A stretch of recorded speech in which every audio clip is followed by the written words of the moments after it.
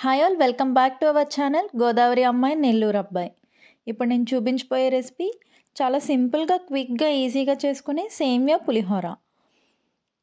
ఇక్కడైతే నేను 1 గ్లాస్ సేమియా తీసుకున్నాను. ఇక్కడైతే నేను ఎంటీఆర్ రోస్టెడ్ సేమియా తీసుకున్నాను. మీరు రోస్టెడ్ సేమియా అయినా తీసుకోవచ్చు, నార్మల్ సేమియా అయినా తీసుకోవచ్చు.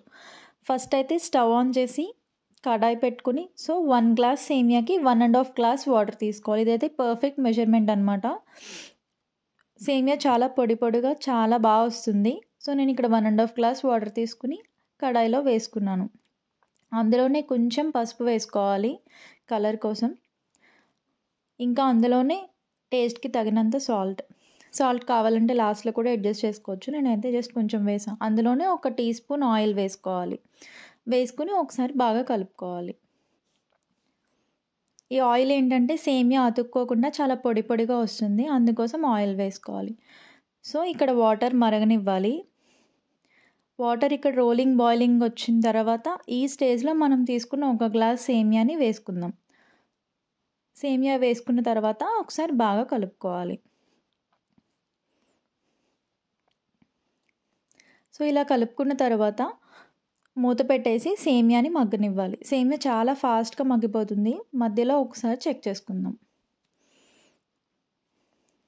వాటర్ ఇంకా ఉన్నాయి కాబట్టి ఇవి కూడా అయిపోయే వరకు ఇంకా సేమియాని మనం మగ్గించుకోవాలి. మళ్ళీ మూత పెట్టేసి మగ్గనిద్దాము. ఒకసారి చెక్ చేసుకుందాం. చూసారు కదా, సేమియా బాగా ఉడికిపోయింది, వాటర్ కూడా అయిపోయాయి. పాన్ నుండి ఇక్కడ ఇలా సెపరేట్ అవుతున్న స్టేజ్లో మనం స్టవ్ ఆఫ్ చేసుకుని సేమియాని పక్కన పెట్టేసుకోవాలి.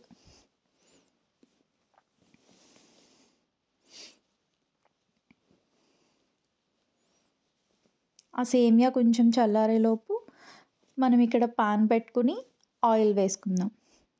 ఇక్కడ తాలింపు ఏంటంటే సేమ్ మనం పులిహోరకి ఎలా అయితే తాలింపు వేసుకుంటామో అలానే వేసుకోవాలి. ఫస్ట్ అయితే ఇక్కడ నేను వేరుశెనగుళ్ళు తీసుకున్నాను. వీటిని మనం రోస్ట్ చేసుకోవాలి. ఇందులోనే కొన్ని జీడిపప్పు, అవి కొంచెం వేగిన తర్వాత పచ్చిశనగపప్పు, మినపప్పు, ఆవాలు వేసుకోవాలి. ఒకసారి వీటిని కూడా కలుపుకుందాం.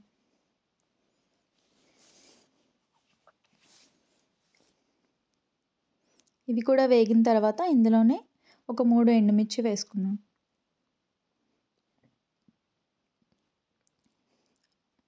ఇలా కలుపుతూ ఫ్రై చేసుకున్న తర్వాత కొంచెం కరివేపాకు వేసుకోవాలి. నెక్స్ట్ నేనైతే ఇక్కడ 1 గ్లాస్ సేమియాకి 6 పచ్చిమిర్చి వేసుకున్నాను. మీ కారానికి తగినంత పచ్చిమిర్చి వేసుకోండి. పచ్చిమిర్చి కూడా వేసుకొని తాలింపుని కలుపుకుందాం. తాలింపు ఇలా వేగిన తర్వాత లాస్ట్లో ఇంగువ వేసుకోవాలి. పులిహోరకి ఇంగువే కదా చాలా టేస్ట్ని ఇస్తుంది కాబట్టి నేను ఇక్కడ ఇంగువ వేసుకున్నాను. వేసుకొని జస్ట్ ఒకసారి కలుపుకొని స్టవ్ ఆఫ్ చేసుకొని ఈ తాలింపుని ముందుగా ఉడికించుకున్న సేమియాలో వేసుకొని ఒకసారి బాగా కలుపుకోవాలి. ఇందులోనే కొంచెం కొత్తిమీర వేసుకోవాలి. కొత్తిమీర వేసుకుని ఒకసారి కలుపుకుందాం. ఇక్కడ సేమియా కొంచెం చల్లారిన తర్వాత ఇందులో మనం ఒక లెమన్ని స్క్వీజ్ చేసి వేసుకుందాము.